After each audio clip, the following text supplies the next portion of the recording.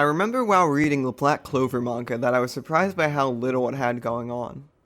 I read over 100 chapters, but virtually none of the arcs left a significant impact.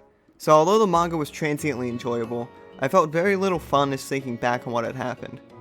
I think part of the reason why this was the case was the lack of compelling villains throughout the manga.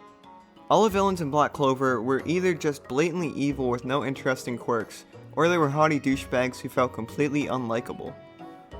Antagonists are often a necessary part of compelling narratives, given that they help to define the point of the work. A protagonist is trying to achieve something, and an antagonist works counter to that goal. As such, these two sides are forced to interface, the story revealing its point through the interactions and ideals of these characters. Jujutsu Kaisen suffers from a lack of interesting antagonists similarly to Black Clover, where you're forced to wonder what the point of the series is in the first place. You have a mysterious villain group working in the background, similarly to Black Clover, with both series having the villain's goals remain nebulous and their tactics remain mysterious, meaning that the viewer has no real in as to why he should care. Additionally, the villains that have been introduced so far lack any personality. The one Jigsaw Scar Spirit gets the most attention, but his personality consists of being annoying and acting like he's sick in the head. I was hoping they would just kill this guy off, but he tricks our characters and barely escapes death. Then you have the Volcano Spirit, who gets cocky and tries fighting Gojo, one of the strongest characters in the show. You would hope he gets his comeuppance at the end of an interesting fight, but his teammate comes to help and so he barely escapes death. Then you have said teammate, a spirit who wants to eradicate humans for the sake of nature, who gets the shit kicked out of him in an actually pretty neat fight before barely escaping death. They all have very little in the way of personality, interesting motives, or really points to being present in the story.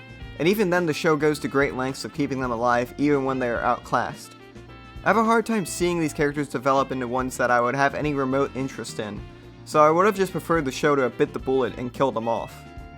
There's also the blonde-haired dude who shows up in that one arc for like an episode and does literally nothing, the one dude who wanted to make a human coat rack who immediately got shit on, and the leader who is still mysterious at this point and may or may not have interesting aspects to him. These guys also fail to elicit much intrigue, but I will begrudgingly give them a pass since they weren't really given much focus. This lack of intrigue also goes to the students from the Kyoto school.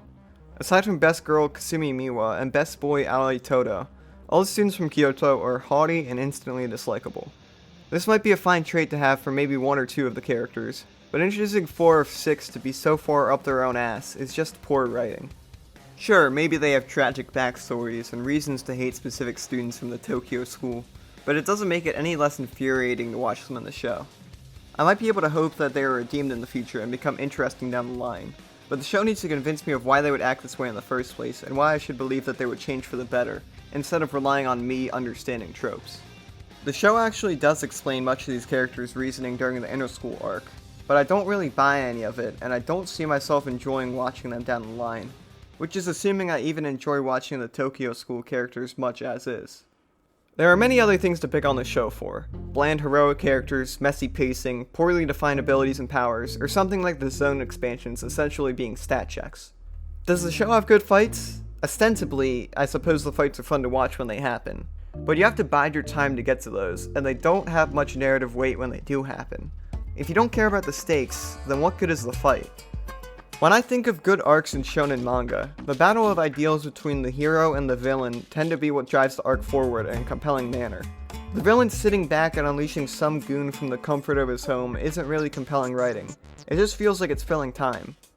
As such, the protagonists of these arcs don't really feel like they experience much meaningful growth either. Despite having 24 episodes to get to know these characters and see their growth, they really haven't accomplished all that much. It feels less like a story that I'm meant to get invested in, and more like I'm grinding an RPG for hours on end so that I can get to the good part, assuming that the good part will ever even come.